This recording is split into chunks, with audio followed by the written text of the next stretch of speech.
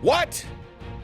Donald Trump is pledging that if he becomes president, he will release the JFK files fully and 9/11 files. And yes, you know, the guy that had the island and the stuff that nobody wants to talk about. We're going to get into that and more tonight. It's going to be a doozy. Let's go. Big Picture Live, y'all. All right, we're going to bring in the queen right off the bat. Here she comes, here she comes, here she comes, ladies and gentlemen. Glad to be back. Woohoo! Yes. Woo, it's summertime and I'm feeling fine. Oh, come on. I like the way that sounds. She's doing so much better for all you that are asking. She's getting stronger and stronger and stronger. She started rhyming again. Oh, yeah, exactly. I don't know if I ever was a rhymer, but we need to get into this. Let's get straight into this tonight, because this is why people are clicking in, watching the live and the replay. Trump has come out today in an interview with Fox. What's that show they have in the morning? Fox and Friends. Mm-hmm. It was a Fox and Friends interview, and a clip of it just sort of shocked everybody. I don't remember the lady's name, but she went there and asked him, are you going to finish releasing the JFK files? What about 9/11? Everything that's known about 9/11. And what about the Epstein files? And every single one of them, he said, yes, I'm going to do it. Now, Sandy, let's look at this article, and then I think me and you both got some strong feelings about this. Yeah. 2024 presumptive GOP nominee Donald Trump said that he would declassify documents surrounding Jeffrey Epstein, 9/11, and President John F. Kennedy's assassination over the weekend. He made this commitment while sitting down with Fox and Friends Weekend for an interview. So it's a very short clip, and let's just play this because this sort of gives you an idea. I mean, yes, he says that, but he's, you know, it's not he don't elaborate a lot. So let's listen to this. Would you declassify the 9/11 files? Yeah. Would you declassify JFK files? Yeah. I did a lot of it. Would you declassify the Epstein files? Yeah, I would. Attorney General. Now, what I want to point out, did you notice, yep. And then this is the thing that blows my mind. You've got 9/11, as big, I mean, literally changed the world. Right. Thousands of people died, launched a war that killed, I don't even know how many people on all sides. And then you've got the JFK assassination, which is the original, the OG conspiracy theory. Okay, that's where they all originated. I would agree. But he didn't hesitate on any of them except Jeffrey Epstein. When they said, will you do Jeffrey Epstein? He goes, yeah, I will. So he wasn't on that Lolita Express, was he? No, he wasn't. And all the things that have come out has proven that he never went to the island. And, you know, so all of that kind of stuff. But what I'm saying is, there is something so deep in that story that you hesitate on that, but you don't hesitate on JFK or 9/11? Apparently, it's got some life-ruining or life-ending implications, right? Exactly. That's what I was thinking too. Yeah. So let's go back into it, and then we're going to just sort of do a little deep dive here into the history of this. Of course, you saw the video. Would you declassify the JFK files? Yeah, I did a lot of it. Okay, we're going to get into that in just a minute. Would you declassify the Epstein files? And Trump, it just responds, yes, I would. But as I pointed out, when you go back and watch the video, he's just like, yeah, I would. Oh, thank you. Right off the bat, that super chat, Julie Bratcher. My goodness, thank you. What a blessing. Thank you so much. We need that. We got to build a studio. Yeah. By the way, we're going to talk about that in a minute. We went on TV again today. And we'll talk about that, and that's what the studio's coming. So thank you, Julie, for that. Very much. But it says, when I returned to the White House, Trump in July, by the way, in a July Trump Truth social post, he vowed to release the remainder of the JFK files still classified. Quote, when I return to the White House, I will declassify and unseal all JFK assassinated related documents. Trump wrote, it's been 60 years. It's time for the American people to know the truth. I agree with that. I hope that he does because, correct me if I'm wrong, the first go around, we were led to believe it was all coming out. Yeah. But then at the last minute, we're going to get into that. He couldn't pull the trigger on every single document. I mean, there must still be some very hot info. I mean, you would think most of the people that did anything wrong or, wanted to keep their hands totally clean or just didn't want to be around it would have passed away. Exactly. Right? Exactly. So is this still so dangerous? Well, what it does is it speaks to the fact that all those people are gone, but they had to train people to keep those secrets as well. And obviously the secret, the big theory is, right off the bat, we've already got the little blue box, I'm sure, at the bottom. We're being flagged left and right. But the big secret is that it was not Lee Harvey Oswald acting alone. In fact, he was an agent of our own government. So that's why it's a little bit different. But you're making me think of that line in that movie. Who's going to watch the watchers of the watchers? Say that again. That was good. Who's going to what? Okay, I love Enemy of the State. Okay, Will Smith, and I think Regina King was his wife, and she said, because she was a conspiracy theorist, and she's like, well, who's going to watch the watchers of the watchers? Hey, y'all, that's a powerful statement. But yeah, so. And that movie was, you talking about predictive programming. Oh, my goodness. You're talking about 1998? Exactly. Way back. Y'all need to go back and watch that movie. It was telling us so much. Yep. So these are 3 hot button issues. Yep. Epstein, JFK, and what was the last one? And 9/11. And 9/11. But let's go back to this article. Some Epstein documents were released at the beginning of the year in relation to the Virginia, how you say that? I don't know. Versus Christine. Geoffrey. What? Is it Geoffrey? Okay, I'll go with that. And Ghislaine Maxwell. Oh, by the way, last night I got to say this. We had our graduation for our Bible college at church last night. So great. And I was talking to a gentleman, and if he's watching, he's probably laughing. And we were standing in the foyer talking about our show, and he just started dying laughing. He goes, my favorite part about the big picture is me and my wife sit there and die laughing at you trying to read some of the stuff. She's like, and the funniest part about it all is like your wife, she don't hardly ever say anything. She just sort of cuts her eyes. And he said, when she cuts her eyes, it's classic. I was like, I can't correct every single thing. But hey, some of these I don't even attempt to pronounce because some of these names and things are just crazy. Yeah, but, well, my redneck education don't do us any good. But I've heard her called Ghislaine and Ghislaine Maxwell. Okay. And so if we could go back into her history, her father was a powerful man, and she comes from some kind of family or bloodline, and lo and behold, she's right up there with this guy, Jeffrey Epstein, and we all have an idea of what horrors that he did and caused. Well, some of the names, if you think about it, that's one of the reasons I'm sure why this is hard to come out is some of the documents that did come out revealed Bill Clinton, David Copperfield, Stephen Hawking, many others. But the article goes on to say witness testimony from the documents confirmed that Trump never visited Epstein's island, nor did he have contact with any underage girls. I hope so. So during the same interview, Trump said he would be okay with being sentenced to jail in the New York City falsified business records case. Trump was found guilty on all 34 counts on Thursday and set to be sentenced on July 11th, just days before the Republican National Convention. Okay, here's a big question, $64,000 question. What do you think is going to happen?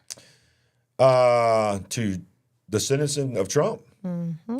I think I went back and forth, but I think this judge is going to try to put him in jail. I think he'll obviously he'll bond out, but I think they're going to want to have the talking point convicted felon who's been sent to prison and jail or whatever.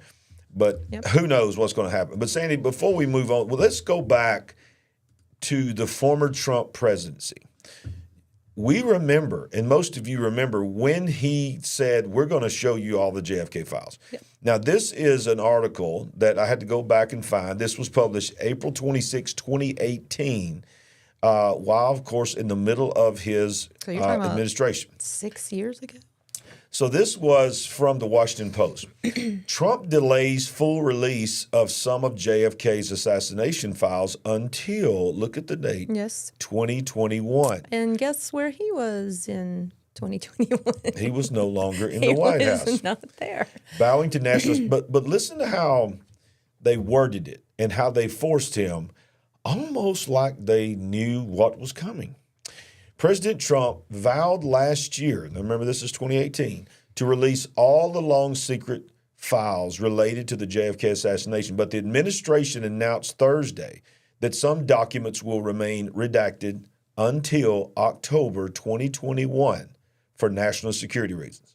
In a White House memo, Trump said that the nation's intelligence community persuaded him to keep some parts of documents secret because their exposure could harm, quote, identifiable national security, law enforcement, and foreign affairs concerns. Trump gave the CIA, FBI, and agencies a deadline of April 26 to release documents related to the investigation into President John F. Kennedy's assassination by Lee Harvey Oswald on November 22nd, 1963 in Dallas. Trump, who once suggested, of course, I'm not going to read that about Ted Cruz, but he goes, subject to the receipt of further information, I will be allowing as president the long blocked and classified JFK files to be open. Trump tweeted on October 21st, 2017. 6 days later, after strict consultation with General Kelly, the CIA and other agencies, I will be releasing all JFK files other than the names and addresses of any mentioned persons who are still living.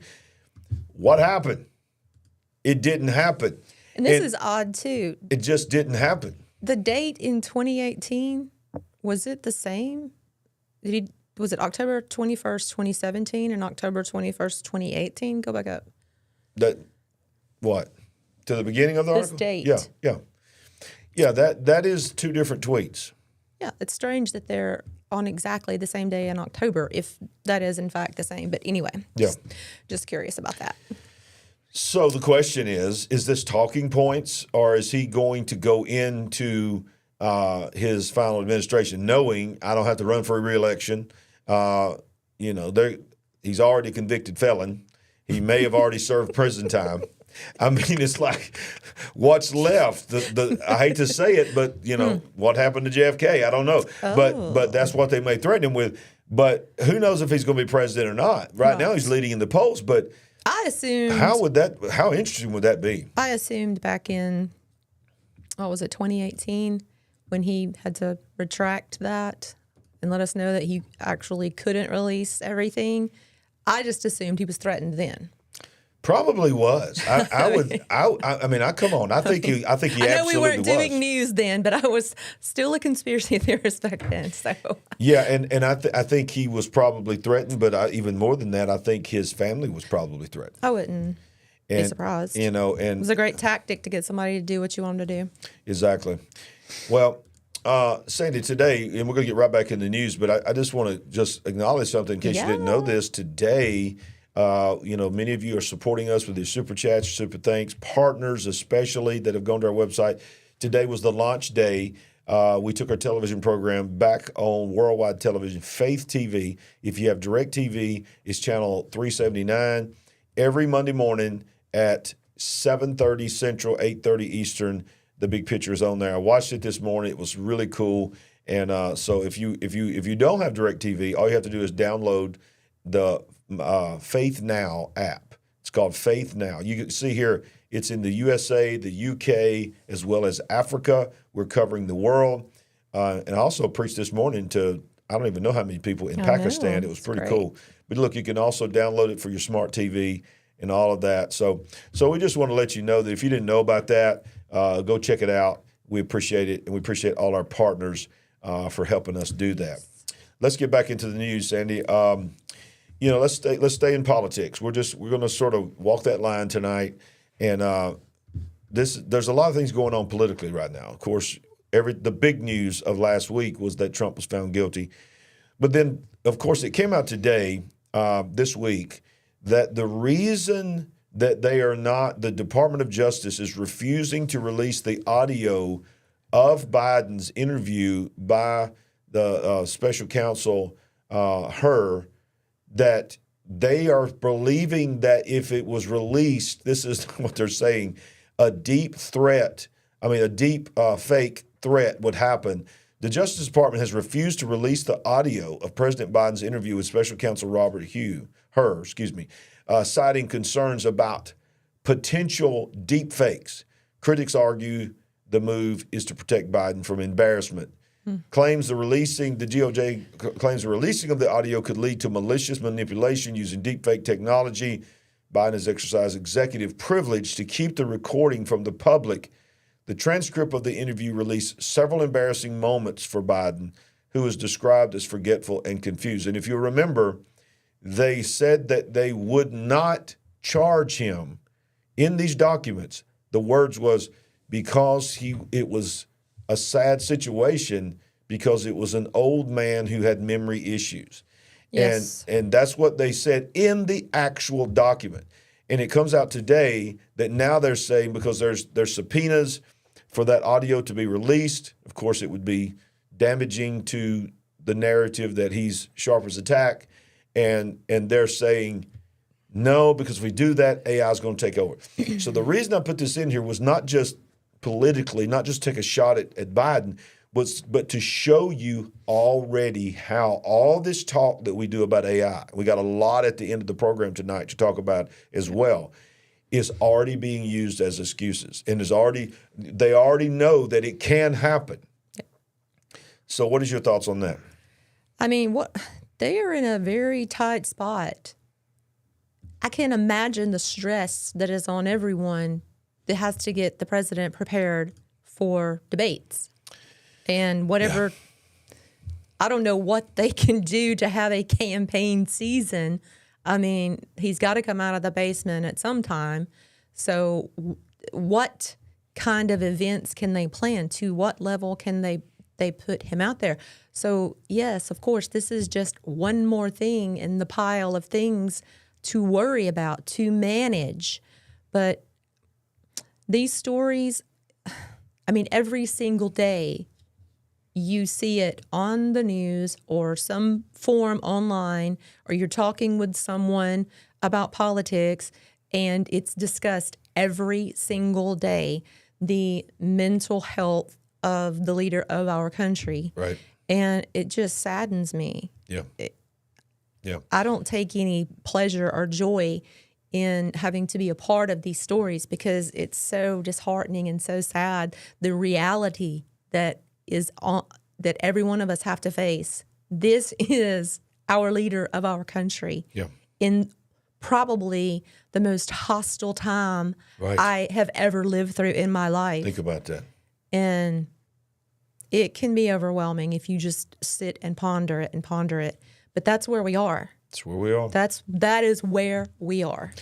The Department of Justice basically said this in their refusal. The passage of time and advancements in audio, artificial intelligence, and deepfake technologies only amplify concerns about malicious manipulation of audio files. If the audio recording is released here, it is easy to foresee that it could be improperly altered, that the altered file could be passed off as an authentic recording and widely distributed. Right. To be sure, other raw material to create a deepfake of President Biden's voice is already available, but release of the audio recording presents unique risk. If it were public knowledge that the audio recording had been released, it becomes easier for malicious actors to pass off altered files as the true recording. And this was on X? Or this was just somebody posted it on X of what was released by the Department of Justice. It's one thing for this to be in written form, in a news article, if someone's commenting, whatever. But I heard just a bit of someone on Fox. They were talking about the very same thing, and they were like, no, it's not the fear or reality of a deep fake. It's the fear of the actual video, audio being released. Yeah. So, yeah, a lot of people are probably talking about this today and will be for several days. But this is the way my mind works, being a technology guy. When I read this is what I thought. Somebody's going to leak it. And when it is leaked, they've now set the stage to claim that it's deep fake. I think they know that it's going to be almost impossible to not have someone leak it, or some kind of judge says it has to be released. But now they've seeded the narrative that will be so easy. They can deny it. They can say, that was not what happened. Blah, blah, blah. That's deep fake. That's not real. Well, that would be some pretty smart strategery if that is, in fact. Strategery? Did you just pull out strategery? The truth. I did. You just kicked it. Old W. You just went back to W. Yeah, W. Old W. W would be involved in them 9/11 files, wouldn't he? I would imagine. Y'all, if Trump becomes president, who knows what's going to happen to this world? You know what? It already right now feels like a three-ring circus. It really does. You've got this going on with Biden and his continual comments and concerns about his mental state. You've got everything that just happened with Trump. Then you've got the Hunter Biden drama. Well, let's go there. I mean, Hunter Biden goes on trial this week. Sandy. There's no way to get bored if you in any way like the news at all. If you'll just stay seated and stay calm for a few minutes, they're gonna something's gonna come up to keep you entertained. Exactly. Jury selected on Hunter's federal trial jury. Potential juror today was dismissed for believing that Trump is a victim of political persecution and unequal treatment. A jury was seated Monday for the landmark trial of Hunter Biden on federal weapons charges. Of course, the Bible. That's what the Bible says. We wish it was the Bible. We need some Bible here. I'm still in preacher mode, y'all. The Gateway Pundit reported earlier that Hunter Biden arrived at the federal courthouse in Wilmington, Delaware, for the first day of jury selection in his federal firearms case on Monday morning. Dr. Jill, clad in a purple suit, joined Hunter Biden at the courthouse on Monday morning while Joe Biden was across town in Wilmington. This was just days after Joe Biden secretly met with the Department of Justice star witness, Haley Biden. Haley Biden. Jill and I love our son, and we are so proud of the man he is today, Joe Biden said in a statement. Hunter's resilience in the face of adversity and the strength he has brought to his recovery are inspiring to us. A lot of families have loved ones who have overcome addiction and know what we mean. And, of course, the trial presided over by a Trump appointee. Of course, they're always going to point that out, commenced the jury selection process. So here we go. What do you think is going to happen to Hunter Biden? Is he going to join Trump? Are they going to be a joining sale? It looks like he's finally going to get his comeuppance, right? But how many times has it looked like he was finally about to have to answer for everything, and he just got away? But you know what? If he gets in a financial bind, he could possibly sell more of his artwork. He could just paint while he's in jail. Just paint while you're serving your time and pay off his debt. Pay off your debt, pay your baby mama, and just come out smelling like a rose, right? You just going there tonight, ain't you? You're pulling no punches. Y'all, she's back, y'all, fully back. She's talking about baby mamas. You know the baby mama that was, I don't know if you can say this word, the stripper that they have a kid with that has been denied. They will not include in the family name and all that. She's coming out with a book. Yep. Really? A tell-all book. Yep. So who knows what's about to happen, y'all? It's about to get crazy. Maybe she'll still be okay if he doesn't keep up with his commitments. Okay. Well, look. The Bible says there'll be signs in the heavens and the earth beneath of a shaking. There's some stuff going on, y'all.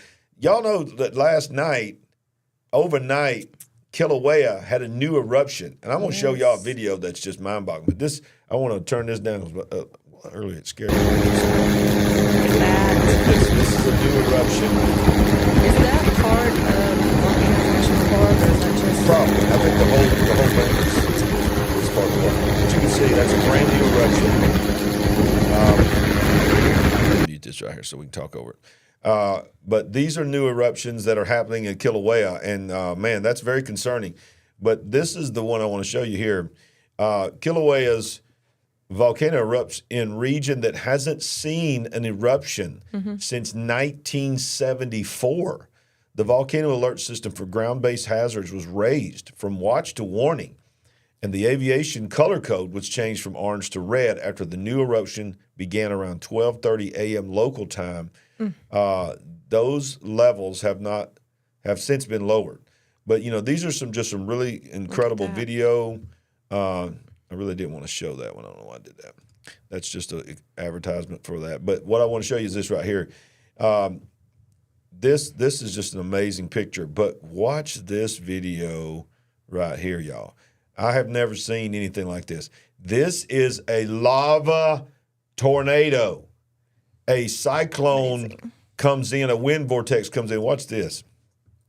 This is crazy. The Fox Weather app is available on Roku. Stream the latest forecast by searching Fox Weather and download the app on your Roku device for access to critical reporting from across the country to just around the corner. Rain is coming. Weathering it together. Stream now on Roku. Somewhere in the world watching this, it's raining. What's this right here, y'all? You see the wind starting to swirl? Crazy. Look at that. What? It's a lava tornado. Wow. Nature. Man, wait a minute. You're going. It really is apparent. Just it's like to really get good. Look now. You see the wind, yeah. The dust. Look at that. That helicopter better be careful. Man. Look at that. Now who in the world would ever want to... Hold that right there. When we were able to go to Hawaii and go to Volcanoes National Park, I couldn't help but notice it doesn't look as much in this picture, but when we were there looking at lava that had ran across a road that they had to close down, it really looked like a pan of brownies. Did I not tell you that? You did. You sure did. That looks like brownies that have come out of the oven and cooled off. But this is no laughing matter. This is nothing to play around with, because when these things start happening, if that was inside, the close side of the park where you go in, they probably would have shut the entire thing down. And, that's tough if you're there on vacation and you're one opportunity to go see that. Yeah. You're like, sorry. Yep. But we'll be watching that to see what happens. So let's, we're still going to stay on the war front here. A lot of things are happening with the Russia-Ukrainian war. Russia is now pondering a nuclear attack. 11 submarines from Belava atomic missiles in the Atlantic. NATO escalation for World War III. Now I'm going to show you this, but I want to just really go to this next one. I want to show you that headline, that there's a lot of talk happening now about nuclear weapons. I'm seeing it every day for many days now. For many days. A lot of talk about threatening of nuclear weapons. Well, just this week, electronic warfare was displayed from Russia technology. Russia jammed Ukraine's long-range NATO glide bombs, and Musk's Starlink satellites were shut down as well by Russia. Kiev, the Moscow nuclear umbrella. So, Ukraine is using Starlink to navigate and to use for their GPS. And we talked about that several months ago, didn't we? Yeah, exactly. And so, but Russia just went out there this week and said, we can jam your internet from Starlink, and we can also jam your navigation from your NATO-supplied guided missiles. And so they're stepping up their game. They are saying a lot of things, and this, let me see if I can find this one particular one right here. So they are saying, and I don't know why I don't have this article, but I had an article that that said that one of their leading experts from Russia came out this week and said, I think the problem with Ukraine and America and NATO is they have forgotten that we are a nuclear power, and we need to detonate a nuclear weapon on our soil as a test and show them that we still have it and we will use it. So they came out this week and said that they are very close to testing a nuclear weapon within the Russian territory to show the world this is what we have, because everybody knows they have it, but their thinking is it's been so long since people tested a nuclear weapon, they've forgotten how devastating it is. We're going to show the world how devastating it is. And that was one of his leading military experts came out this week and said, we're about to detonate a test of a nuclear weapon. Well, let me add to that. I don't know if you had time to read something I forwarded to you during the day. I know you've been very busy, but there are a lot of different things that are brewing in Russia. And so someone sent me some information saying that, quite frankly, this came from Hal Turner, that they were Russia is contacting multiple different nations' embassies in Moscow, not including the UK and US, and they're consulting these different countries on the risk involved with Russia delivering retaliatory strikes. Wow. So they are preparing, you're saying other nations to be ready because this could come at any moment? Is that what you're saying? Well, according to this information, if it is in fact true, they are just talking with these different nations about at least the possibility that they would do something like this. And I would imagine that they've schemed out what the devastation would be, the damage would be, and they're supposedly consulting these things with these other countries. And this is probably in response to this. Under pressure, Biden has now openly said or secretly said, but it's leaked out, allows Ukraine to use, for the first time, giving them permission to use U.S. weapons to strike inside Russia. And let's tell the entire world when we know that that's one of the things Russia has said don't do. Right. But it was not just America. When it leaked out that America said that, the UK said that they had done it, France had said it, several has then come out. So let's read this. President Biden, under pressure from top national security aides and European allies, has authorized Ukraine to conduct limited strikes inside Russia with U.S.-made weapons, opening what would well be a new chapter in the war in Ukraine. Mr. Biden's decision appears to mark the first time that an American president has authorized limited military attacks on artillery, missile bases, and command centers inside the borders of a nuclear-armed adversary. I need you to understand what I just read. Read it again.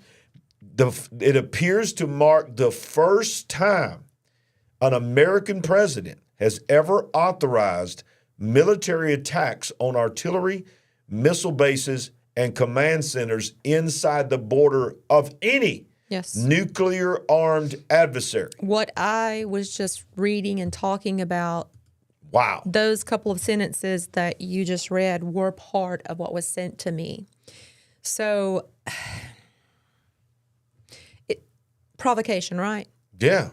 I mean, and it's not the first time. We keep continuing to get provocatory language, but it continues to escalate. So how much more is Putin going to tolerate? Every week it seems like we're saying there seems to be this turbo speed that everybody's going under. And we're not just going to have a show all about Trump and Biden and the election, but we're moving into that world right now where it's about to take over the entire news cycle. Yes. And it appears at least that the global powers and the elite believe that it is on the path to a return to Trump presidency. And we say this all the time. Trump's not the savior. We're not saying that we like everything that Trump's doing. We're not saying that. But it appears that people that are involved in these conflicts are saying, we need to do something as quickly as possible. Right. That's what it feels like to me. And then, let's just go there here. This is one of our favorite guys here. Mm-hmm. We just love the old comedian. Remember the actor comedian who's now president? Yes.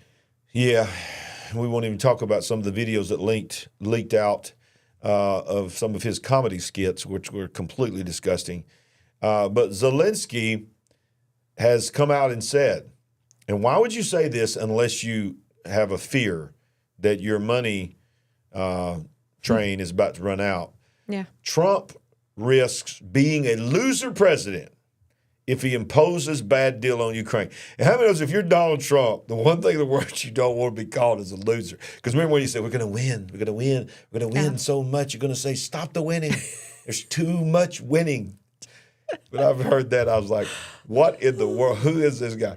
All right, so Donald Trump risks being a loser president if he wins November's election and imposes a bad peace deal on Ukraine. Vladimir Zelenskyy has said, saying it would mean the end of the United States as a global player. So he basically is threatening Donald Trump. And here's what I want to say to this is there's no threat to Biden. So he didn't say anything about Biden. So in other words, he goes on in the article to say that they are making preparations. In fact, I'm going to try to find it. But I'm going to get your comment on this while I'm finding that part because I want to read this. I don't want to just say it. I want to read what he says. There it is. Let me just throw this in here, and then you can comment on it. He says, Zelenskyy acknowledged that a reelected Trump could, if he really wanted to, impose a crushing military defeat on Ukraine. He could cut off support, weapons, and money, and even make deals with Kiev's partners so they stop delivering vital arms. Speaking inside of presidential headquarters, he said that he thought the scenario was unlikely, but he said if it happened, there would be grave consequences for the U.S.'s standing in the world, as well as for Trump personally. Does he want to become a loser president? Do you understand what can happen? He predicted that Vladimir Putin would violate any Trump-brokered deal. A ceasefire is a trap. After a pause, Putin would go further, humiliating Trump and making him look very weak in the eyes of the world. So Zelenskyy is now schooling and educating Trump and threatening him. In the article, which I couldn't find it exactly, but it says, we know what we got now. We are preparing if we get something different, is basically what it was saying. Yeah. I mean, what is he going to do? His whole existence and what he sees as his future lies in Biden, that administration, right? Exactly. And I see what you're saying there, Alicia. I have seen several people comment that he's not even president anymore. And I don't know if you realize this, but his term ran out. That's what they're saying. His term ran out in May. I did hear that. And he suspended the elections. So he is not even lawfully still the president of Ukraine. And I don't know how that works. I guess in wartime you can just continue to be the president. But yeah, his term ended. He's not the official elected president of Ukraine anymore. Yeah, some of us are sitting over here on this side hoping that doesn't happen to us, right? Yeah. Surely it won't, but... Yeah, shades of Civil War movie. But let's not forget on the other side, we have China. China is now openly saying they will forcibly stop Taiwan's independence. Which, by the way, do you know Taiwan has never been a part of China? Yeah. They've never been a part of China. They have been an independent state or whatever you want to call it. They have never been a part of the organized current communist country of China or even before communist China. So I don't know where they get this. Do they consider themselves a republic? Remember when you used to buy like so many different products and it would say made in Taiwan, Republic of China? Yeah. Well, that... Right? I don't remember saying Republic of China. I'm not saying it did, but I don't remember that. But I thought that's how it was printed on many different things that I've bought like way back. But, I mean, it's possible. Yeah. So, right. And they don't want this. Yeah. So they don't want it. Chinese Defense Minister Dong Wan warned Sunday his military is ready to forcibly stop Taiwan independence, but called for greater exchanges with the United States. The remarks at an annual security forum in Singapore followed the first substantive face-to-face talk in 18 months between the two countries. We have always been open to exchanges and cooperation, but this requires both sides to meet each other halfway. And this is their version of halfway. We believe that we need more exchanges precisely because there are differences between our two militaries. After the meeting, our guy Austin, said the telephone conversation between the U.S. and Chinese military commanders would resume in the coming months. And the Chinese People's Liberation Army has always been an indestructible and powerful force in defense of the unification of the motherland. And it will act resolutely and forcibly at all times to curb the independence of Taiwan and ensure that it never succeeds in his attempts. Whoever dares to split Taiwan from China will be crushed to pieces and suffer his own consequences. Okay. Wow. Well, they've certainly been saying that and acting that way, so it looks like they absolutely intend to do that. I don't know if it will turn out the way that they plan on it turning out. So who knows how much resolve the Taiwanese have. Who knows how much military and armament and so forth that they have to defend themselves. Well, I think they've all along depended upon America because America has always said we would defend you. And, and other countries have said they would defend you. And just as recently as last year, we said we would defend you. But it seems like we're backing away from that now. It definitely does. And we told you that the U.S. military for over a year and a half now has been actively preparing for war with China. This is not hearsay. This is not conspiracy theory. We have talked to personally several people in the military, in the know, that have told us without a doubt the upper echelon is being told, and many of them are telling their troops to be prepared for war with China. And now we're seeing an escalation when it comes to NATO of us sanctioning the use of our weapons inside mainland Russia. Well, if you're Russia, do you not take that as an act of war from America towards you? So who knows? And like you said, now they're telling their embassies. Thank you for that super chat, Michelle. Yes, we appreciate Michelle. it. But we're moving quickly towards some kind of global escalation like I don't think many of us have never seen. I don't think we can fully comprehend what we're seeing. I mean, we see movement, we read these articles, we watch these videos, we talk about it, but is there even something deeper that we can't grasp? Yeah, and then let's just rapid fire around the globe. We have French President Macron is going to announce on June 6th, what is today, the 3rd, basically that Europe is at war with Russia. Can we stop right there and just talk about the significance and the implications? In World War II, D-Day was on June 6th, 1944. Well, that's where he's going to do it. That's where he's going to do it, yeah. 80 years to the day. Wow. How significant this is. Wow. That was the largest seaborne invasion in history when that happened. And, this is just, what an iconic day and time to choose to do this. Yeah. And the question is, do you think it could ever happen again? The answer to that is no. The world would never come together. I don't see how the allies, even all the allies, with their best effort could match. No.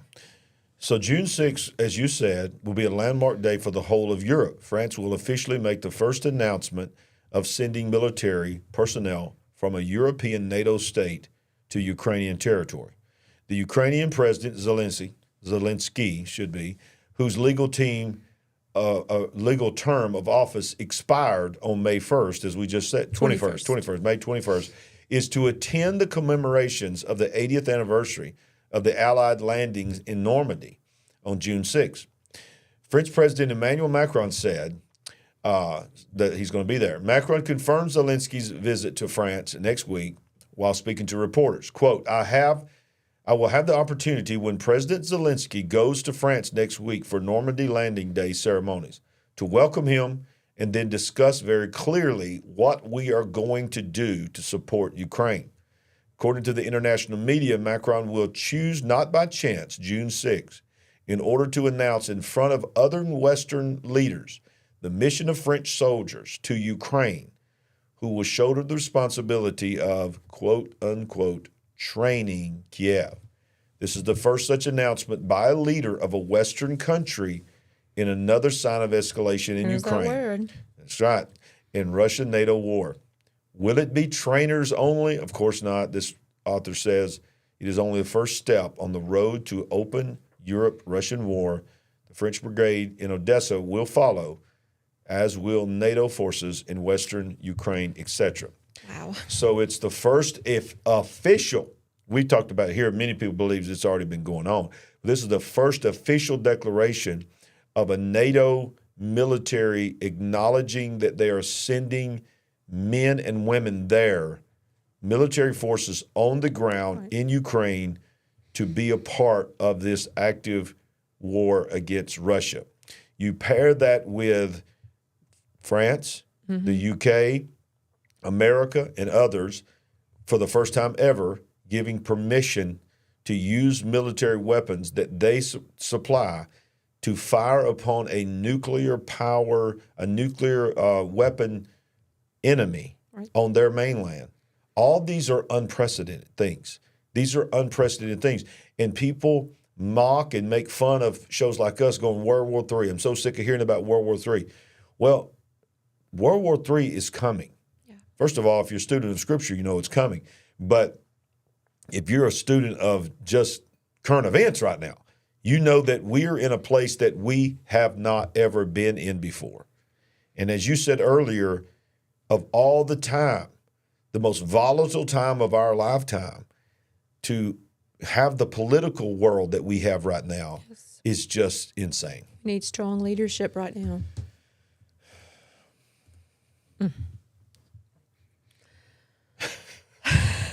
Silence. Dead air.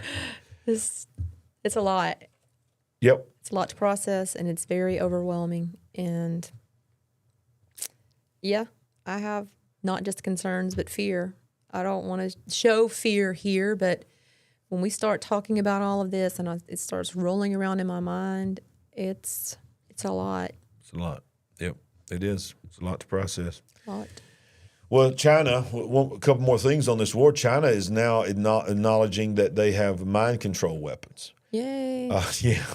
Yay. Mind games. How China's shadowy brain warfare unit is preparing for war with new mind-melting weapons to paralyze enemies. They're gearing up for all-out war by readying a distributing trove of mind-melting weapons, experts have warned. It's feared that Xi Jinping's regime could use these chilling weapons to target Taiwan's forces in the event of an invasion. And it goes on to say in this article, let's get down here, right here, it says, we reported last year, this is the Sun, said we reported last year that inside China's People's Liberation Army, the terrifying new tech, Xi's forces are thought to be looking at cognitive and biological weapons designed to make their enemies fall asleep, impair alertness, and damage decision-making.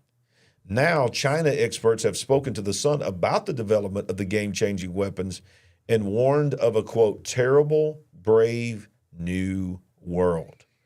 Because secrecy and transparency forms a big part of Chinese policy, it is difficult to judge where exactly the regime might be at developing these weapons.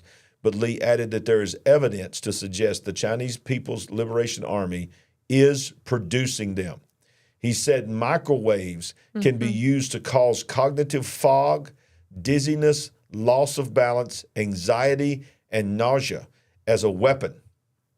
They could be aimed at a single specific target, say Taiwan's military control headquarters. So you're talking about a weapon. It says they suggested that China is at the forefront of advanced technologies, including AI, brain-computer interfaces, and novel biological weapons. Sure. Wow. We don't doubt that. So are we talking strictly Havana syndrome here, or is this Havana syndrome plus? Oh, it's plus. Okay. It's definitely plus. It's definitely plus. I mean, can you imagine if let's say World War II, if you had the technology before you ever invaded somewhere or ever attacked them, sending a weapon ahead to confuse the generals and to confuse the war planners, put them to sleep. I mean, what if you walk in and everybody's asleep because you have the weapon and put them to sleep? We have weapons now that the common people like us have no idea that we have. Sure. Did we use, maybe not, certainly not this, but in Iraq?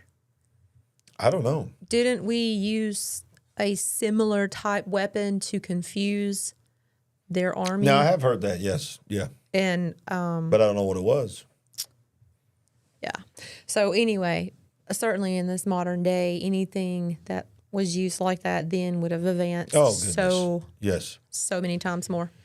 Article goes on to say that while certain aspects of warfare, the rise of AI and biological and cognitive weapons are subject to limitations under international law, China does not consider itself subject to those rules.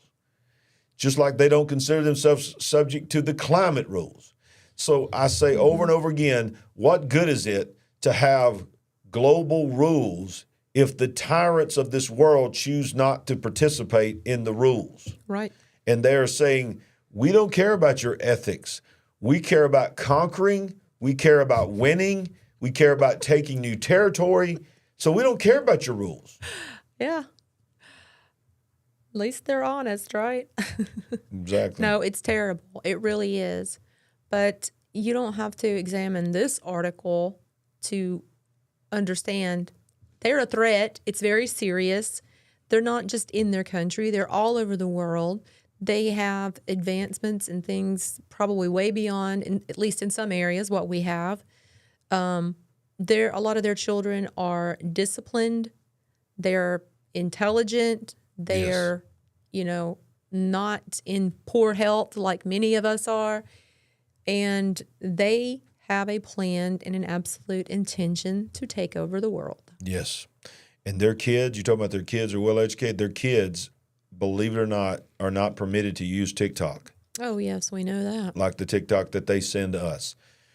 But this article, and then we'll move on, I like that it breaks this down about the current knowledge of brain warfare weapons.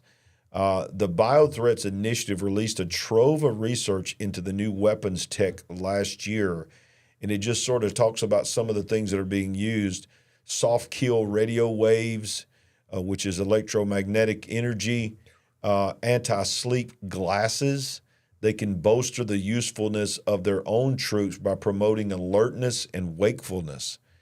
And I'm going to show you a video at the very end of the show tonight that if you are not already having the hair stand up on the back of your neck, it's going to now when you hear this lady's latest speech at one of the World Economic Forum's gatherings. Can't wait.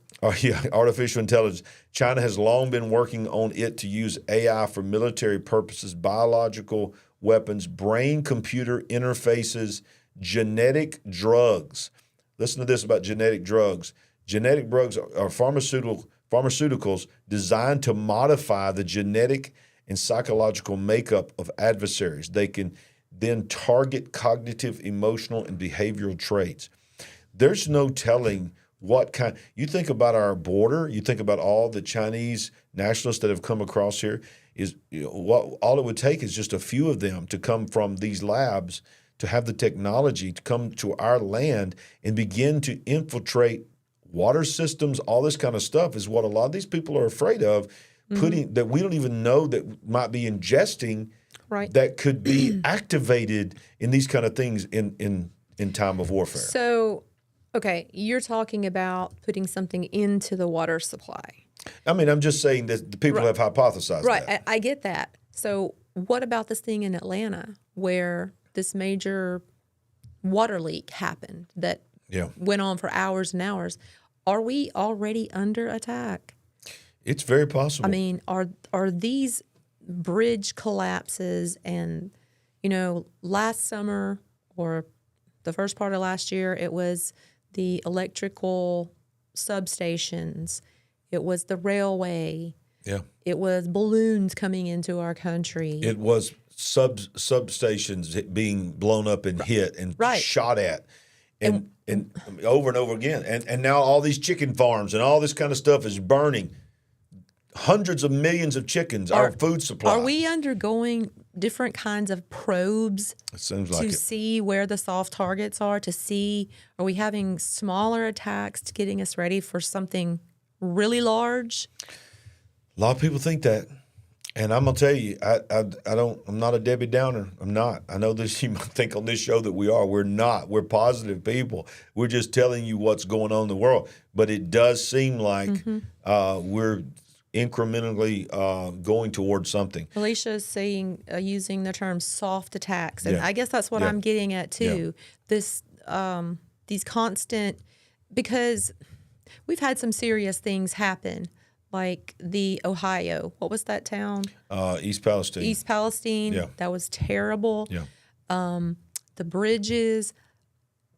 But we haven't had something so large and so terrible yet that it seems like it wakes people up,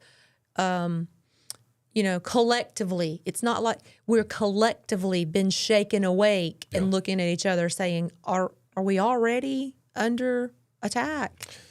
Yeah, and I think that it's leading towards a culmination just before the election. Oh. I mean, you got bird flu coming up. You got all kinds of things that are going on that are building, escalating. Mm-hmm.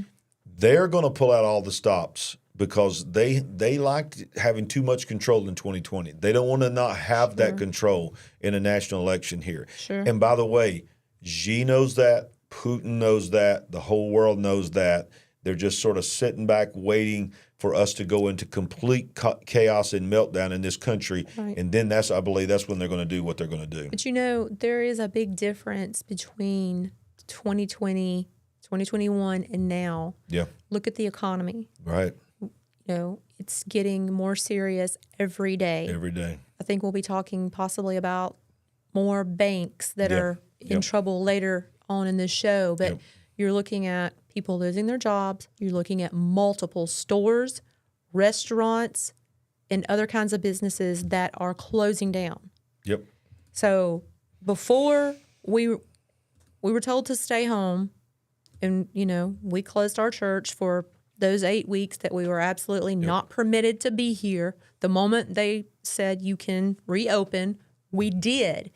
But a lot of people just kind of kicked back and they set it on cruise, right? A lot of people left the routine of going to the office and worked from home. And many people are still working from home right now.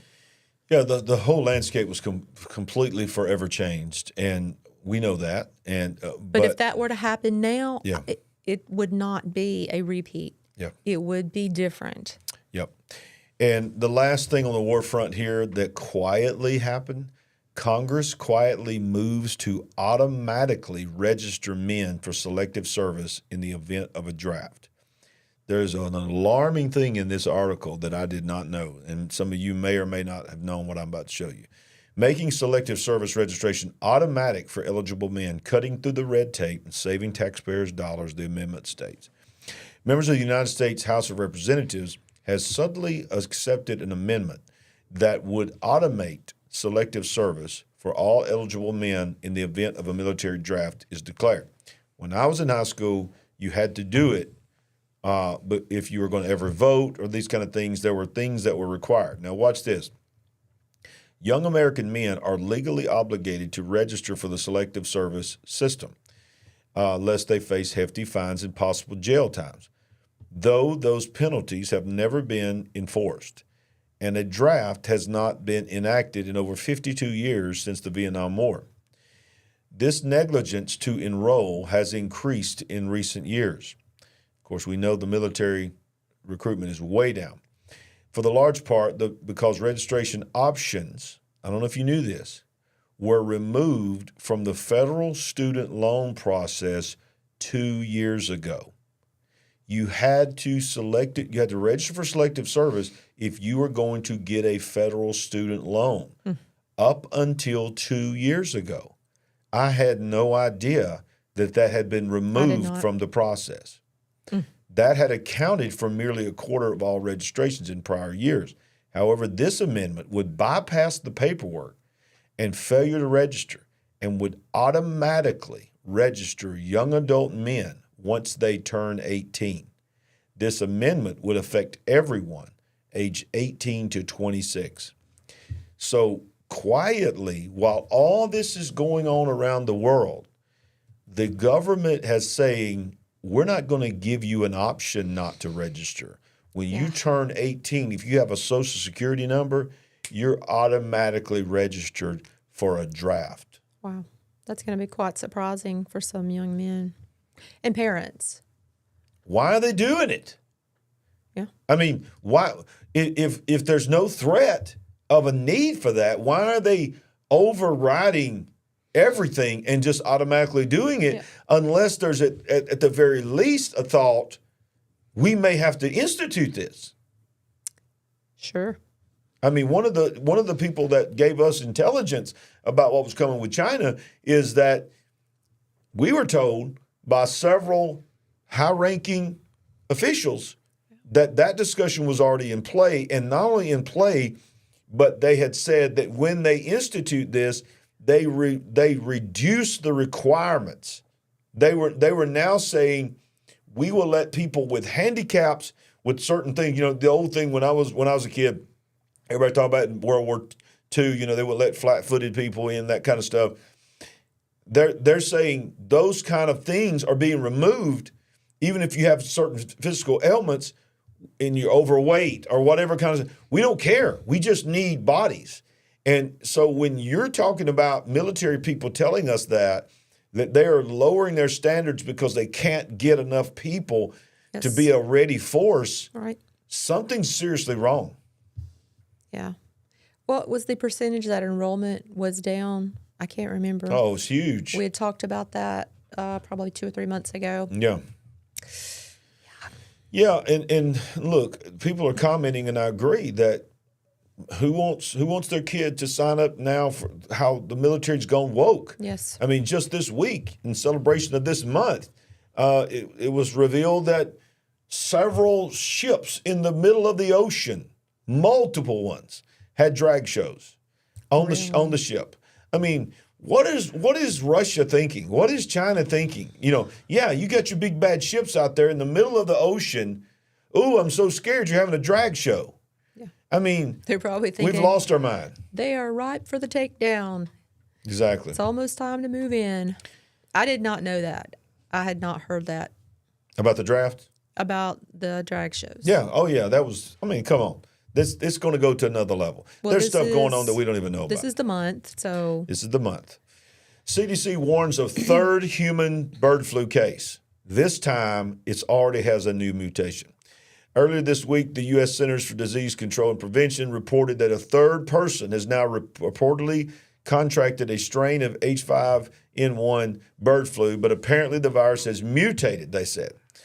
So, Sandy, they're ramping it up. We're not going to take a lot of time to talk about it. I think everybody knows what we're talking about. The bird flu, we have covered it here. Yeah. Multiple people have said that once it goes from bird or animal to human and begins to mutate, most people believe it is on a dangerous level, next level from what we just went through. And I think they're getting ready for that. Just last week, we reported that all the major players that had the WAN jab before are developing or getting ready to release their WAN. They were released from the government to start formulating. Yeah. So they're getting ready. It's just like, what all can we throw up against the wall and see what's going to stick between now and November? We've already been talking about this for weeks. Yep. So this has been in the news cycle. I don't even know how long now. All right. This is your article. Go. Well, I didn't have time to read it because I just saw it moments before we came in here, but I sent it to you, and I'm like, we have to talk about this. I haven't even had time to read it, but I just saw the title of this article, and that's crazy. So is that number 517 trillion? I think that's trillion. Yeah. Billion. Billion? Right. Let's count them.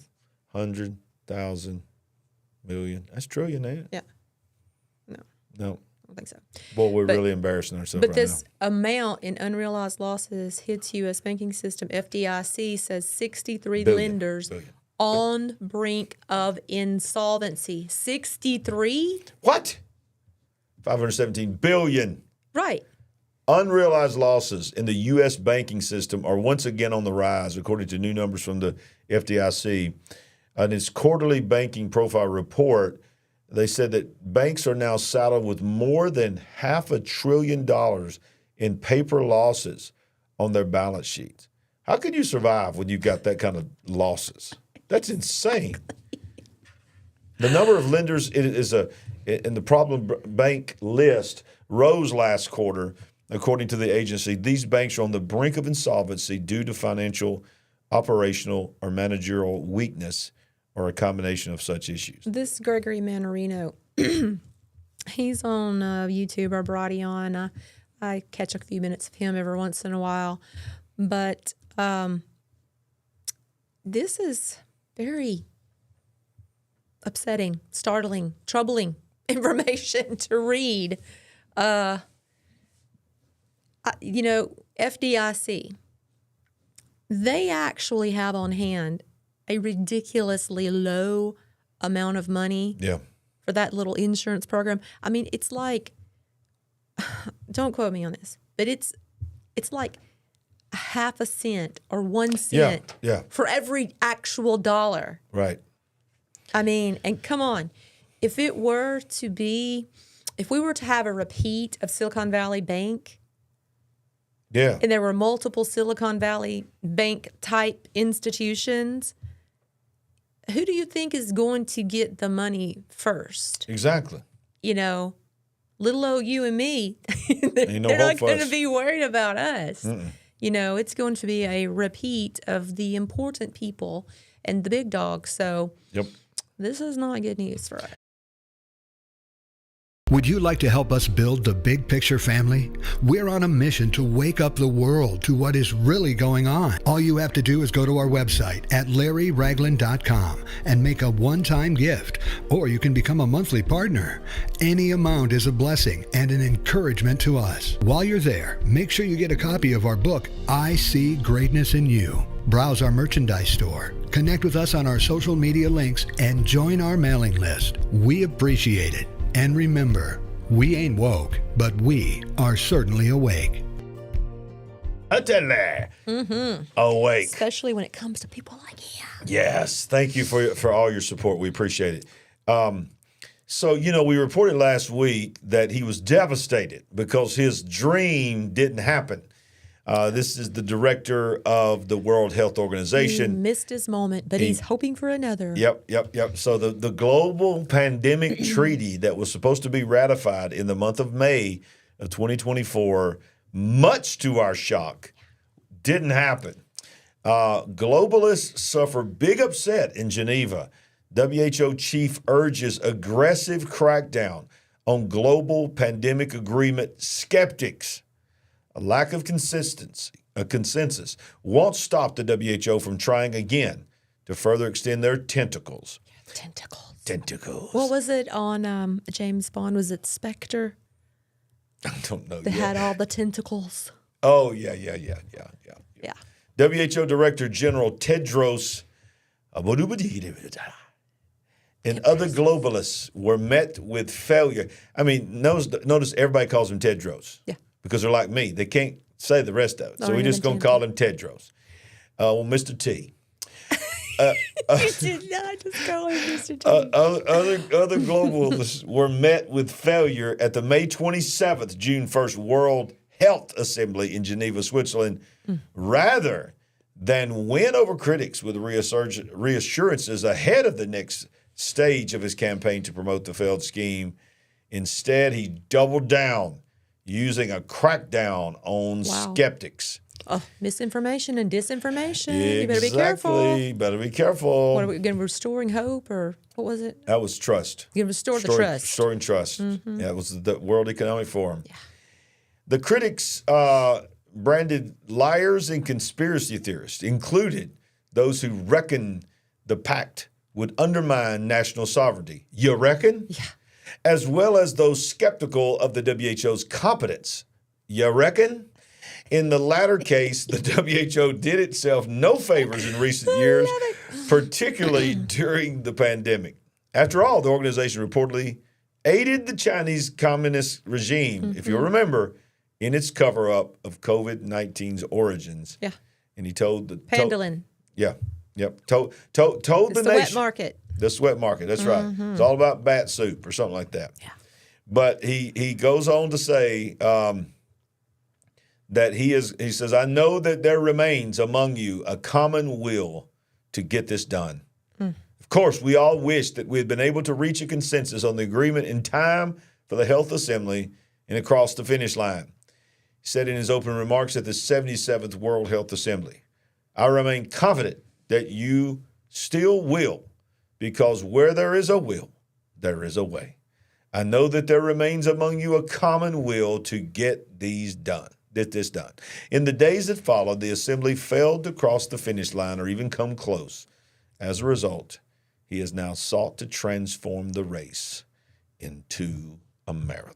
Oh, boy. So they're going to play the long game. Weffers and heifers. Them old weffers and heifers, y'all. It's going to be weftastic. Weffers and heifers. I'm trying to get my... There it is. There it is. Man, that is cutting-edge technology. Yeah. Well. Let's see, Sandy.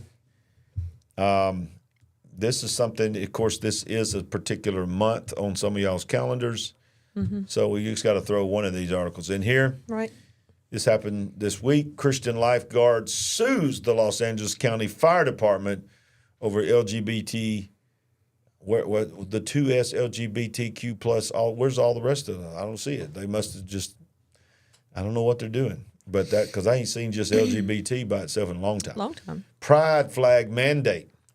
An evangelical Christian lifeguard is suing the L.A. County Fire Department, claiming religious discrimination after he was allegedly punished for refusing to fly an LGBT pride flag at his beachside lifeguard facility last summer. He was who has served Los Angeles County for 22 years, declined to hoist the Progress Pride flag at his lifeguard facility at the Pacific Palisades at the Will Rogers Beach, which includes a stretch called Ginger Rogers Beach that is frequented by the gay community. So I think he won. Good. And or at least at the point right now, he's not being forced to do it. Right. But we're in a world that people are being forced. They are. It's one thing that, used to it was just, we just want to be included. We just want to have inclusion. But they've long past inclusion. Now it's forced. Right. And we're not going to be hateful. This is Pride Month. We don't agree with that. We don't celebrate. But I don't hate anyone. No. And we're not going to be hateful on this show. No. So. No, we're not going to be hateful, but we're not going to embrace it either. No, we're not going to embrace it. Okay. All right. Let me just get to this right here. I think not quite. I thought it was time for Uncle Jimmy, but it's not quite time for Uncle Jimmy yet, because I got one more thing I want to show you here about what is going on with our federal government. I don't know if you're aware that they're finally going to institute the Star ID thing. It's finally coming to play. It's been put off and put off and put off. But I found out in this article one of the reasons why I think it's been delayed. Okay. Federal Real ID compliant licenses or ID cards will become mandatory for the U.S. domestic air travel. It goes on to say in this article that it's now going to also include the beginning of a digital ID system. If you're tired of censorship and surveillance, watch this. A heavily criticized federal ID program known as Real ID is set to become mandatory for domestic air travel in the United States on May 7th, 2025. Once it's in effect, the federal scheme will ban adults from domestic flights unless they have replaced traditional state-issued IDs, driver's license, with Real ID. And the mandate will also extend to citizens' ability to access some federal facilities. The origin of the legislation goes back to 2005 and the Real ID Act, which was explained by the Department of Homeland Security as standardization in the issuance of ID cards, driver's license, similar forms of identification. Starting the spring of 25, travelers will no longer be able to use the traditional driver's license, although passports are an option. Here's my question. What about the illegal aliens that are being flown all over the country and they don't have an ID. How are they getting on a domestic flight and being dropped off of somewhere and flying?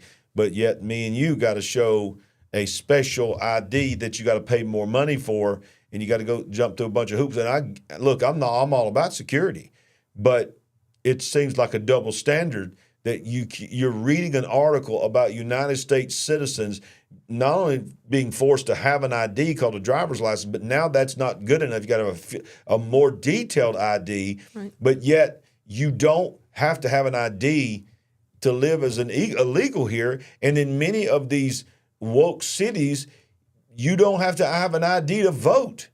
I heard Sean Hannity say right before he left New York, he said, I was shocked. I walked in there to vote, and they said, "Hey, Sean, how's it going?" He goes, I'm good. I'm here to vote. And he took out his ID and gave it to him. And they literally said, we don't take that. We don't need your ID. Just, we know who you are. Vote. Mm. That was in New York City. Right. So here we have an article telling us that we are going to be forced to have a more detailed security ID. But my question is, what about the ones that don't have any ID? Well, we did a story a couple of weeks ago where someone was at the airport and one of these planes came in with immigrants and all the people were taken to a separate area. And remember, they were trying to get back there to talk to someone, and they were, shut down and told to get out of that area. So if someone's going to all of the effort to have planes, trains, buses, whatever, to move people, they're not going to be worried about that. No. It's all about control, y'all. And it's, let's look at this right here. Ford files patent for facial recognition vehicle entry system. When you see the drawing, as you're walking up, if you got one of them key fob things that's like a push button car or something, and when you walk up, it starts sensing that you're close. Right. Well, this is next level. Is this where I start getting angry and upset? Yeah, this is where you're going to be really mad. Mm-hmm. Recently, the Ford Motor Company filed a patent with the United States Patent and Trademark Office that allows both biometric as a means of accessing your vehicle. Now, this is the patent here. The invention may be practiced on in any vehicle with exterior cameras that are tied to a vehicle controller with image processing capability. Facial recognition may be retained as the primary device-free authentication modality, while a secondary authentication option can reinstate some benefits associated with the use of the keypad. Look at this drawing. So they're going to have all this stuff, all these cameras and everything. You got your smartphone tied to the cloud, and when you walk up, all around it, it will scan your face at a distance as you're walking to your car and give you access. Does it show how many feet you can be away from it, that it will pick you up and identify you? I don't see that at this moment. So how many cameras? Well, it don't really show how many cameras. You can see on both doors it's got a camera. There's a camera in the back. I don't think there's a camera in the front. Okay. But it shows you the things that certain doors you're going up to with your face will unlock. Unlocking mechanism, the door handle, lights, powertrain controller, all these kind of things. And of course, they also patent hand signals as a backup. You do sign language to your car. What? Look, you do sign language to your car. Open sesame. What? Please open. Look at my face. Your face is dirty, or you got something on that don't scan you. You'll be able to talk to your car with. I want my old world back. This one is just too invasive to my life. Well, it continues. I think I've already got you there. I might as well go ahead and take you. China has now come up with their own version of Neuralink. They have now released their implanted brain-computer interface. Wow. Yeah. And it's called New Cyber. Is that how you say that? New Cyber? Observers describe New Cyber as an invasive implanted brain-computer interface technology independently developed by Chinese scientists And you can see there they are showing off their new technology. Yeah, I'm sure there was no hijacking of intellectual property or anything like that happening. Oh, no, China would never do that. While Elon Musk's startup Neuralink is considered the leading wireless BCI technology in practical use, our algorithm and electrodes are just as capable. However, the challenge lies in integrating the device into a small, discrete device that is safe for brains. Well, as I promised earlier, and I'm not going to do it now because it's going to be the last thing. We've got a couple more things to do on the Supernatural AI update coming up. But the last video I'm going to show you is beyond Neuralink, y'all. They are already beyond Neuralink. And they are saying it openly at the World Economic Forum. The technology is already beyond Neuralink technology. They are tracking your brain right now. So, with that being said, Sandy, I hear somebody scratching at the door. There's somebody trying to get in. It's Uncle Jimmy. Jimmy! It's your uncle. It's your uncle. Uncle Jimmy. It's the Supernatural AI update.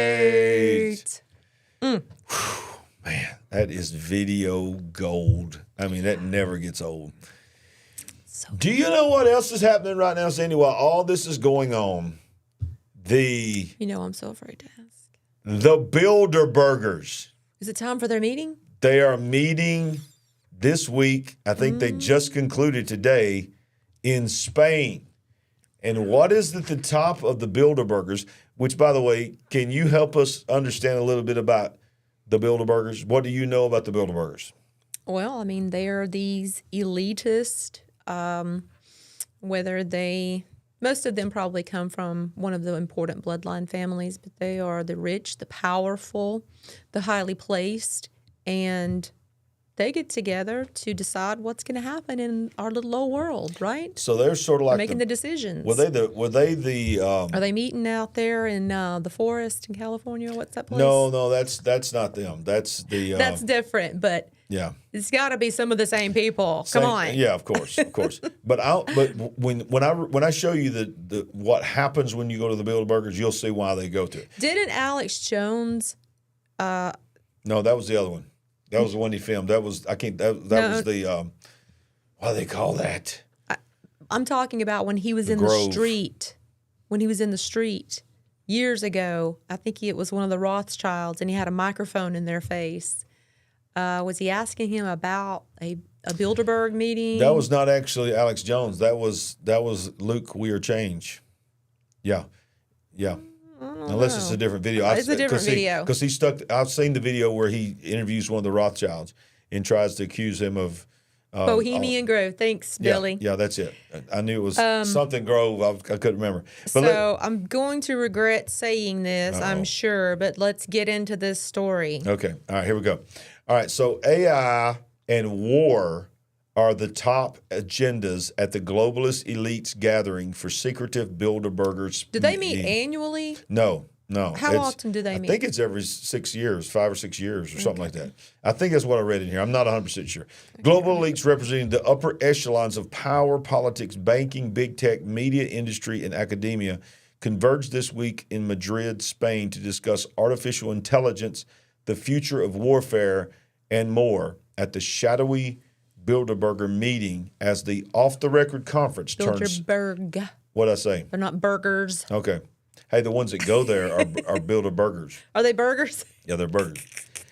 Founded in 1954 as a meeting hosted by Prince Bernhard of the Netherlands in the Hotel de Bilderberg in the Dutch village of Oosterbeek. The annual meeting of the Bilderberg group. Say that again. Oosterbeek.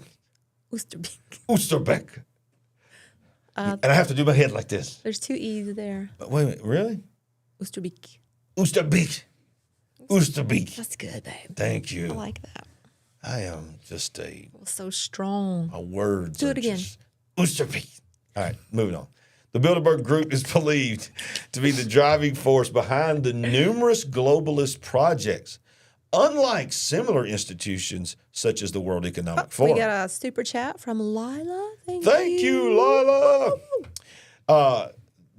Unlike the World Economic Forum, the Bilderberg meeting is conducted strictly behind closed doors with participants bound by the Chatham House rules, which prohibits the disclosure of the identity of those behind any idea mentioned within the meeting. Officially intended to allow for the free flow of discourse, the backroom nature of the meeting of global elites have fostered many theories about the influence and conference may exert on the international policy. This is what's crazy. The belief is perhaps not without merit. A 2023 study from the Lucas Cantor of Prague's Charles University found that at least 133 politicians were elevated to positions of power after attending a Bilderberg meeting. Exactly. These are power players, and it's like the chessboard, like they're moving all the pieces, or with the puppet, they're pulling all the strings. It's not fair. It's disgusting, but this is reality of how things happen. Including former U.S. President Bill Clinton, ex-German Chancellor Angela Merkel, and current French President Emmanuel Macron. According to Cantor, at least 42 participants became either prime ministers, presidents, or the top officials of international organizations such as the EU, NATO, and the International Monetary Fund. Did they say in what length of time that this happened? Well, I mean, these are modern people. 133 politicians. Yeah. I wonder over what period of time. I mean, that's a lot of different presidents, prime ministers, and other important leaders. Well, here's one timeline here. From 2019 to 2023, all key international organizations, EU, NATO, IMF, and the United Nations, have been chaired by Bilderbergers. Ursula von der Leyen. You love her. Oh, yeah, I love her. These names, Jens Stoltenberg, and Kristalina Georgieva, and Antonino Guterres. Oh, jeez. Antonio Guterres. I'm nailing it tonight. It seems improbable You're on fire. that this is just a coincidence. Between the old Bilderbergs. Between this revelation, if you want to call it that, and the conversation we've had about the WEF and how many people came through Klaus Schwab's Young Global Leaders Program, and we've thrown some names around there. Yep. They run the world. All of the presidents are there that came out of these organizations. And a lot of these went to all of them. Because you think some of them are with the World Economic Forum. Now they're with the Bilderbergs. They're at the Bohemian Grove.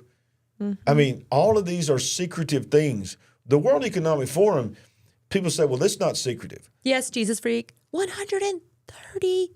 Ding, ding, ding, ding, ding, ding, ding, ding, ding, ding. What's this?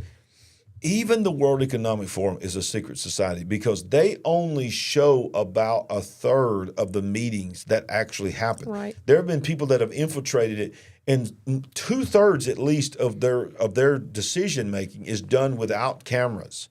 Yes, okay, it's a weftastic, sinister plot, right? What? That was great. Thanks, babe.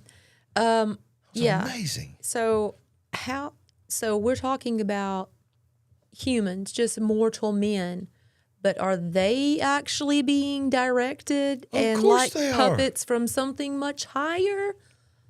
Think about look at our current situation in the United States of America. We have a president who we know is not running the country. We know people have orchestrated everything that went down, put him in office, and they are running the country. And people automatically go to the deep state. I believe it's bigger than the deep state. I'm going to go ahead and say it. I believe that our country is not just being run by deep state American people. I believe our country is also being run by people that are tied to some of these organizations. Well, I believe the runners of the runners are coming from on high. Wow. Non-human intelligence from non-humans. You mean demons? Yes. Not saying aliens, but no, it's aliens. No. Listen, I think that the bad guys non-earthly, non-human have been running this from the beginning. Yeah. Yeah. Through mere mortal men. But for the record, not running it. Because the one that's really running it is God Almighty. God Almighty's got running it all, y'all. He's ultimately and in control. Nothing caught him by surprise. He saw all this was coming. Yes. So you better get your heart right with God. Come on. All right, so got a few more things, and I'm going to show you that video at the end. The next generation of the Internet of Bodies. Have you heard that term? The Internet of Bodies? I have not heard that yet. The next generation of the Internet of Bodies could meld tech and human bodies together.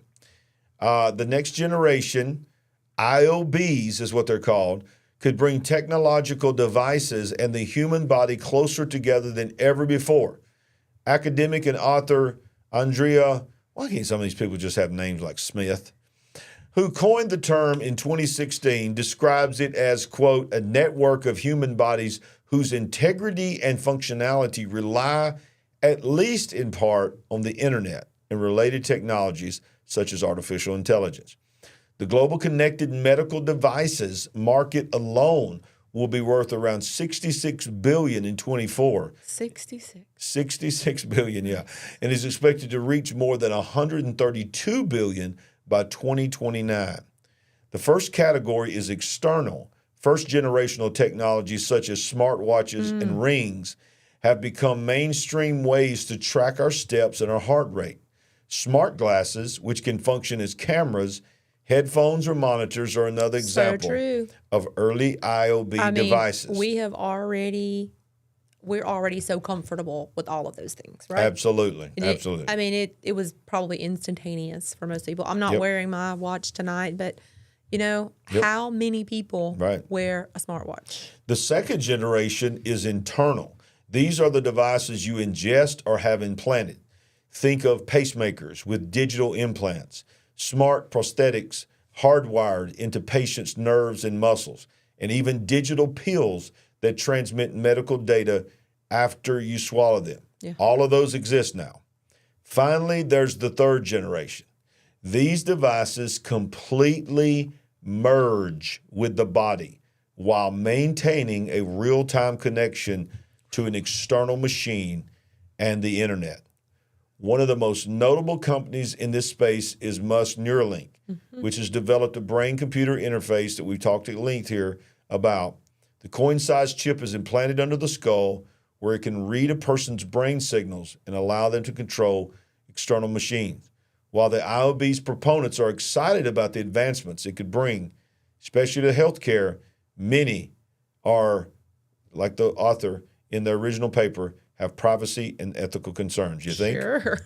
You think? Well, when I show you this last video, you're going to see a leading expert in this field speaking at the World Economic Forum about just how far these have advanced. So, Sandy, you just said, as you said, the smartwatches, everybody, the smartphones, everybody's the glasses. The glasses are not as prominent. They're not. But I remember when they first came out, someone we knew was beta testing. Yeah, was. And it was quite interesting. And that's been how many years ago? 8 years ago? Yeah, what a lot of people don't realize is Facebook or Meta now have their own version of glasses that are really cool looking. They look really like Ray-Bans or something like that. You can't even tell on these. Yeah. They don't have the little wire hanging out beside them like the first protocol. You cannot even tell that they are smart glasses. And that's where we're going. But then all of a sudden, the term transhumanism comes into play when you start thinking about technology, forging, and becoming a part of the human body. At what point do you cease being human? That's the question. At what point? Do you become human H2, human 2.0? Yeah, that's a real valid question. Sure. But there's a whole sector of society saying, bring it on. Oh, yeah. Oh, yeah. Come on, we can't wait. Hurry up. And look, I'll be honest with you. There are some things that it's doing that's incredible. That is amazing. It's helping people. You're talking about somebody that's paraplegic. They can't use their arms, quadriplegic. They can't use their arms or their legs. And they can look at a screen and communicate and talk and move things. Right. That's life-changing. But there's always going to be something really good in this technology that they sell. But the thing that's behind the scenes that they don't talk about is taking away freedom, controlling you. Hackable. And quite frankly, attacking the creator. Privacy concerns, all of that. Yep. Well, look at this. This is just a little freaky here. World's first bioprocessor uses 16 human brain organoids for 1 million times less power consumption than a digital chip. So we're talking about transhumanism. This is all over the tech sites here. I saw about 10 different versions of this. So can we please break this down? Because this is, I think, what I got a little snippet of earlier today that I didn't get to delve fully into. Okay, a Swiss computing startup has launched an online platform that provides remote access to 16 human brain organoids. The company's called Final Spark. Final Spark claims its neural platform is the world's first online platform delivering access to biological neurons in vitro. Moreover, bioprocessors like this consume 1 million times less power than a traditional digital processor, the company says. Final Spark says neural platform is capable of learning and processing information, and due to its low power consumption, it could reduce the environmental impacts of computing. In a recent research paper about its developments, Final Spark claims that training a single LLM like GPT-3 required approximately 10 gigawatts, about 6,000 times greater energy consumption than the average European citizen uses in a whole year to just get ChatGPT-3. Such energy expenditures could be massively cut following the successful deployment of bioprocessors. Can you break this down for everyone? The bottom line is they're saying they're using living tissue from the brain. Let's just read this paragraph. The operation of the neural platform currently relies on an architecture that can be classified as wetware, the mixing of hardware, software, and biology. The main innovation delivered by the neural platform is through the use of 4 multi-electrode arrays housing the living tissue, organoids, which are 3D cell masses of brain tissue. Okay, can I ask the question, where did they get this material? Yes. I mean, I am in physical pain, okay? I don't know if you all notice. My body hurts when we start going here. My brain. I want to go into shutdown mode, okay? Yeah. Listen. I heard Steve Quell say, many of you listen to him. Some of you don't know who Steve Quell is. Very profound teacher. Gen6.com, stevequell.com. I heard him say years ago, DNA is the most efficient storage to store information. I'm like, how does that even work? Wow. Where are they getting this biomaterial, and how are they fused together, and how does this work? I'm so upset. Okay. It's okay. It's going to be okay, man. It's going to be okay. We have overcome. Jesus overcome the world. Jesus has overcome the world. So here's the thing. How many times have we heard computers are not as... I'm trying, Jesus freak. Are not as fast and will never be as fast as the human brain. Because it's the most powerful computer in the world. All right.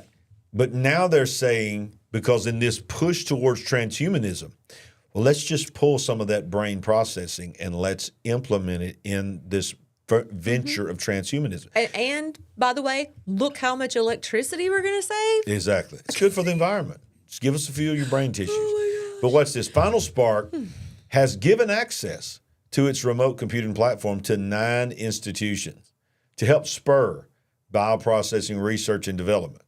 With such institutions' collaboration, it hopes to create the world's first living processor. Also, is anybody out there scared besides me? Are you freaking out? Does this bother you? Does this bother you? This is not the Onion site. This is not Babylon Bee. This is a tech site that covers technology. Yeah, did you see the picture of that guy? He was smiling so big. He was so happy. Oh, he's so proud. He's the picture He's of an ecstatic. evil scientist. He looked like an evil scientist. All right, so biological processor organoids live about 100 days. So you're talking about a processor that can die, brain cells that can die. So that means they have to be Unbelievable. replaced? That's what it sounds like. Sort of brings me to thinking about the Matrix movie when they had all them things hooked up to taking the life force, whatever, but Yeah, it's battery, weird. human batteries. It's weird. Now I got one more thing to show you, and this is a video that Is it we're going to almost over? It's almost. It's okay, babe. We're almost there. But when we show you this video, we're going to tie all this together and show you how they're really thinking, and where they're going to tell you what is really going on. Oh, there's more. There's more. Okay. And we'll be back. Would you like to help us build the big picture family? We're on a mission to wake up the world to what is really going on. All you have to do is go to our website at LarryRagland.com and make a one-time gift, or you can become a monthly partner. Any amount is a blessing and an encouragement to us. While you're there, make sure you get a copy of our book, I See Greatness in You. Browse our merchandise store, connect with us on our social media links, and join our mailing list. We appreciate it. And remember, we ain't woke, but we are certainly awake. Sandy, are you awake? I'm wide awake. Wide awake. All right, so look. Thanks to this wide awake coffee. Yes. We need a sponsorship from Wide Awake Coffee if anybody knows who they are. And I'm just kidding. All right, so this actually was 1 month ago, and if you'll notice, you can't really see it because of how I had to condense it, but the logo down at the bottom there, you can't see it, but that's the World Economic Forum's logo. So this is the actual World Economic Forum's YouTube channel. This is not somebody else covering it. This was a forum that they put together on AI. It's called The Mind and the Machine, okay? And this is a clip from one of the things that happened there at Davos. So the question this guy asks is, where are we at in tracking brain activity remotely and using it?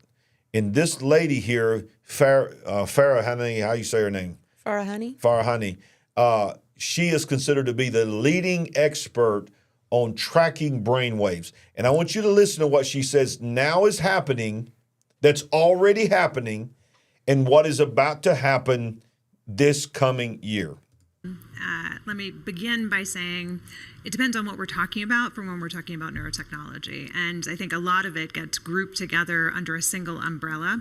And it's useful to divide the world up between what is implanted neurotechnology for therapeutic purposes, where there are a number of companies that have made extraordinary advances over the past few years in moving through clinical trials to be able to do things like potentially restore movement or to give people back self-determination who, for example, are quadriplegics or unable to communicate verbally or through eye movements to get those brain signals out and to be able to communicate with devices more directly. That is a limited subset, but some of them have moved to phase 3 clinical trials, and a lot of them are looking at how do they make these devices less invasive? Are there different mechanisms, miniaturization of the technology, or ways to get it into the brain in ways that are less traumatic from a surgery perspective or otherwise, and is something that can go to scale. There are hundreds of thousands of people who stand to benefit from the therapeutic benefits that offers. On the other side are wearable devices. So these are brain sensors that are starting to be embedded in everyday devices, but until now have been a number of niche. Did you catch it? Okay, I'm just now starting. I'm going to finish playing it. That are already being embedded in wearable devices. She literally says it out in the open, and listen to what she says. What kind of devices already have brain scanning technology in them? companies that really have focused on mindfulness and meditation. The use of, for example, brain sensors that can pick up electrical activity in the brain at a pretty low resolution, but advances in AI have both improved what the signal is that can come from the brain and enabled the miniaturization of those products. As a lot of the major tech companies start to invest in these brain sensors, it's a huge, I think, untapped market in many ways of integrating them into everyday devices. These are earbuds or watches or headphones and the soft cups around the ears. Many of those products are hitting the market this year, and others are hitting them within the next 2 years, such that people can listen to music, a phone call, etc., while having those devices in ears. I think in many ways it's that latter category. She openly said just now, your earpods, whatever they're called, headphones around you, your watches and all this, some of them already have within them brain listening technology. And it is going to be adopted by the public because the convenience of being able to listen to the music, enjoy your podcast while it's scanning your brain. Listen to what else she says right here. World Economic Forum. Category that presents the more significant set of ethical challenges. The former is very tightly regulated by existing medical oversight. The latter is bringing the kinds of sensors that people have become accustomed to, such as rings and in watches, into everyday devices, but it breaches the final frontier of privacy, that is, what people are thinking and feeling. Initially, what they will be capable of doing is very high-level brain state reading. Things like, are you tired? Are you paying attention? Is your mind wandering? Are you happy or sad? They maybe enable interaction like up, down, left, right for interaction with other technologies. And they're being embedded into things like virtual reality headsets. 3 major ethical issues I'll just put on the table. One is the context in which they'll be used. When used by individuals. So she goes on into the legal thing. But what I wanted to show you is that let's go back. She said, many of these devices that we are using right now already have the technology this year, and in the next 2 years, more and more devices are coming with greater technology. Listen, you must understand, if they are saying this, what are they not saying? They are admitting right now, this lady at the World Economic Forum just admitted that your AirPods, your earphones, your phone and your watch and all kinds of electronic technology already have the ability to sense if you're depressed, if you're tired, if you're sleepy, if you're distracted already. So I saw another video of this woman at another thing that was like 6 months ago, where she is saying the technology is already there. It's not implemented, she says, in the technology yet, but it's already proven technology that they will be able to know. Companies like Spotify and others will be able to pay to know what songs you are really enjoying. Exactly what my comment was going to be. Okay, we could see the right now or eventual applications for just general control, but we could see where this could be a money-making thing for companies where they were, limited to advertising to your eyes before. Right. Now they can tap into this as another stream to sell you products. Tap into your actual brain and understand what your brain is thinking. It's one thing for them to use an algorithm that, they clicked on that ad, so give them another one of those. Yes. Give them another one of those. Yes. But it's a whole nother level when you're listening to music and you're thinking about a memory that song triggers, and this technology puts an ad in front of you that's tied to that memory. So these corporations and companies would be paying for rights to be able to use this to who? To what? How do they get access to? How do we know they don't already have access? I mean, come on. We don't know. But that's where all this is going. And that's why understand this. That's the brain. Yeah, whoever in chat said invasion of the brain snatchers. The brain snatch. But let me just tell you something. Let me close with some positive here. Okay. That's your brain. That's not your soul. And I don't care what they invent. They ain't got access to your soul. Yes. But if the devil got your soul, then guess what? All you need to do is give your soul to Jesus. Repent of your sins. Get right with God, because Jesus is coming. All this is telling us this thing is winding down, y'all. Wow. Closing thoughts. Wow. Woo! Well, obviously, that's going to be tonight's Golden Chicken Award. Hey, we love you guys. Y'all be blessed. Yes, Remember, we do. we ain't woke, but we are